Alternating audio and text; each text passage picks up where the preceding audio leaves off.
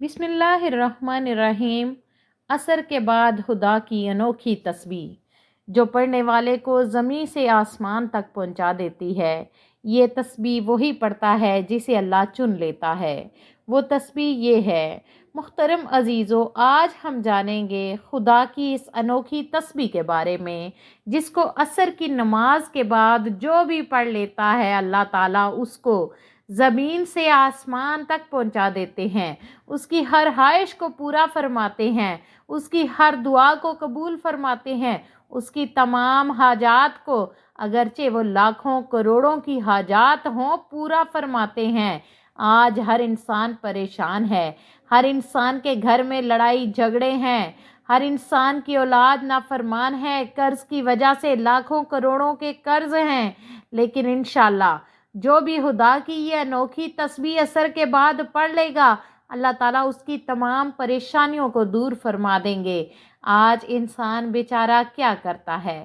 وہ اللہ کی بجائے انسانوں کے آگے ہاتھ پھیلاتا ہے، لوگوں کے در پر جاتا ہے، لیکن اس در پہ نہیں جاتا جہاں بے شمار خزانے ہیں، جو دینے پر خوش ہوتا ہے اور جتنا مانگو اتنا زیادہ خوش ہوتا ہے۔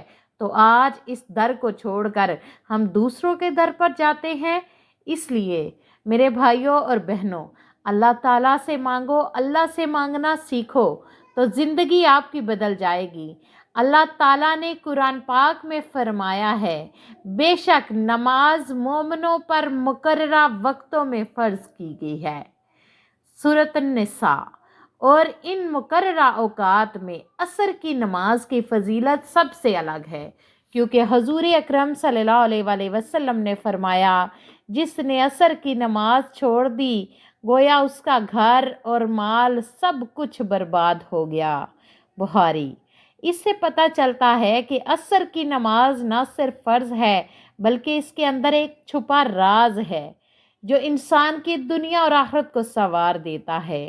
محترم عزیزو، عصر کا وقت وہ وقت ہے جب انسان دن بھر کی تھکن کے بعد اللہ کے سامنے جھکتا ہے۔ یہ وقت وہ ہے جب رزق کے دروازے کھلتے ہیں، جب فرشتے مومن بندوں کے اعمال اللہ کے حضور پیش کرتے ہیں۔ قرآن میں اللہ تعالیٰ نے قسم کھائی ہے کہ زمانہ گواہ ہے کہ انسان خسارے میں ہے، مگر وہ لوگ جو ایمان لائے اور نیک عمل کرتے رہے اور حق کی تلقین کرتے رہے اور صبر کی تلقین کرتے رہے وہ کامیاب ہیں۔ العصر۔ گویا اللہ تعالیٰ نے اسی وقت کی عظمت کو سورہ کے ذریعے بیان فرما دیا تاکہ ہم جان لیں عصر کا وقت بیکار نہیں بلکہ انسان کی کامیابی کا دروازہ ہے۔ یہی وجہ ہے کہ جو بندہ عصر کے بعد اللہ تعالیٰ کو یاد کرتا ہے اس کی دعائیں رد نہیں ہوتی۔ حدیث میں آتا ہے کہ اللہ تعالیٰ بندے کی دعا قبول کرتے ہیں جب تک وہ جلدی نہ کرے اور نہ کہے کہ میں نے دعا کی مگر قبول نہ ہوئی۔ مسلم۔ خاص طور پر عصر کے بعد کا ذکر ایسا ہے کہ بندہ زمین پر بیٹھا ہوتا ہے مگر اس کے ذکر کی روشنی آسمان تک پہنچتی ہے، فرشتے اس ذکر کو محفوظ کرتے ہیں اور اللہ کے حضور پیش کرتے ہیں، اور اللہ جب راضی ہوتا ہے تو وہ بندے کی تقدیر بدل دیتا ہے۔ آج ہم دیکھتے ہیں کہ لوگ پریشانی میں ڈوبے ہوئے ہیں، کوئی قرض کے بوجھ تلے دب گیا ہے، کوئی رشتوں کے مسائل میں الجھا ہوا ہے، کوئی بیماریوں میں مبتلا ہے اور کوئی اپنی اولاد کی نافرمانی سے رنجیدہ ہے۔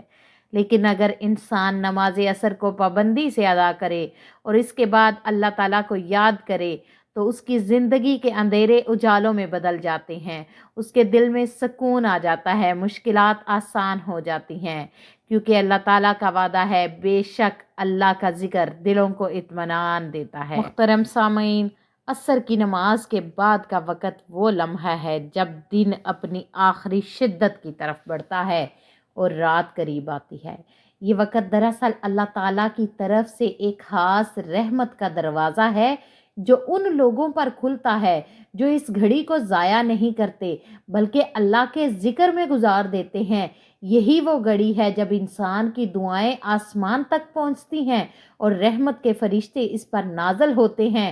حدیث پاک میں آتا ہے کہ نبی کریم صلی اللہ علیہ وآلہ وسلم نے فرمایا، جس نے سورج غروب ہونے سے پہلے کی نماز یعنی عصر کو پڑھ لیا اس کے لیے جنت واجب ہو گئی۔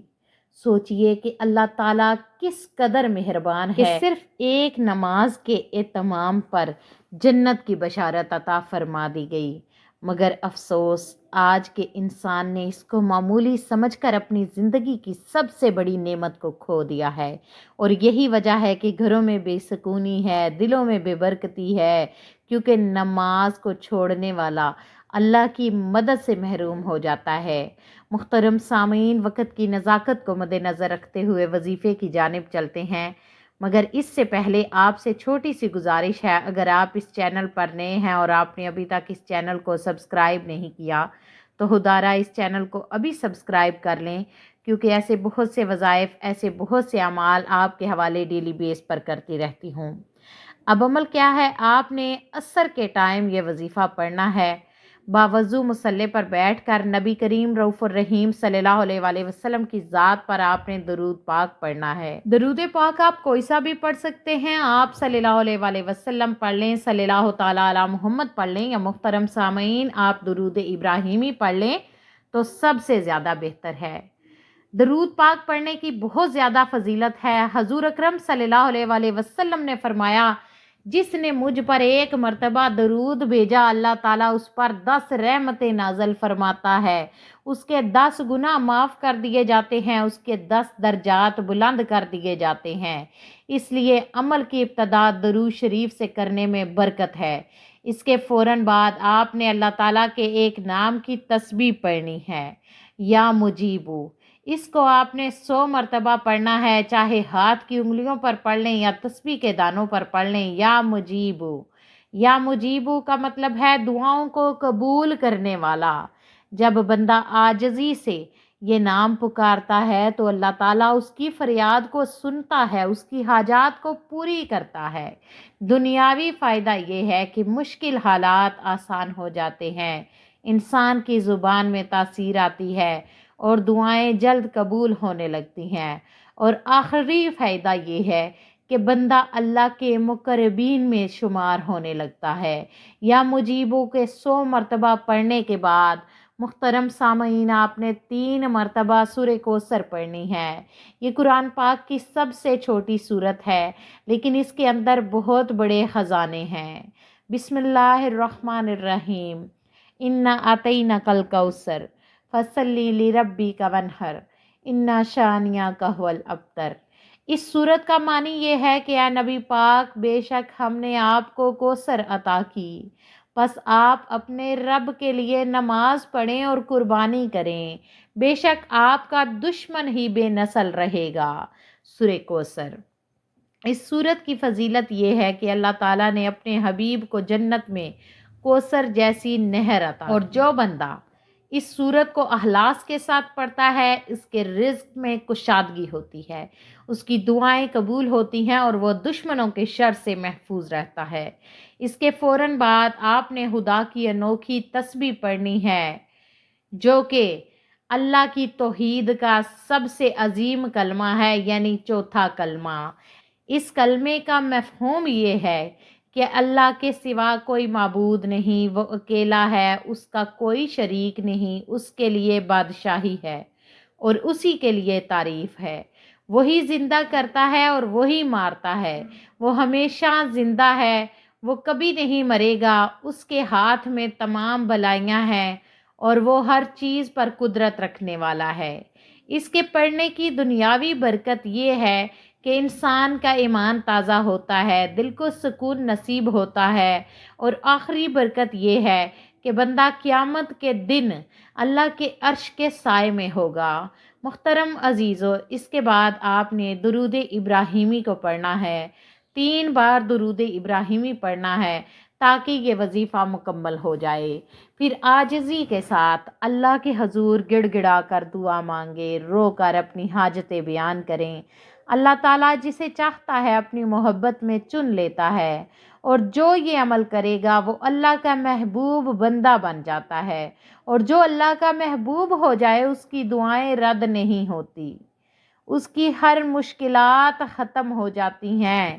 اس کی قرض کی ادائیگی آسان ہو جاتی ہے، بیماریاں دور ہو جاتی ہیں، دلوں میں سکون اور گھروں میں برکت آ جاتی ہے، اور سب سے بڑھ کر یہ کہ آخرت کے لیے نجات کا ذریعہ ہے۔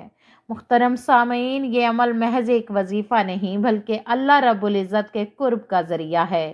جو بندہ عصر کی نماز کے بعد اس خدا کی انوکھی تسبیح کو اپنی زندگی کا حصہ بنا لیتا ہے، اللہ تعالیٰ اس کے دل کو نور سے بھر دیتا ہے، مشکلات اس سے دور ہو جاتی ہیں، غم کے بادل چھٹ جاتے ہیں، اور اس کی دعائیں شرف قبولیت پا لیتی ہیں۔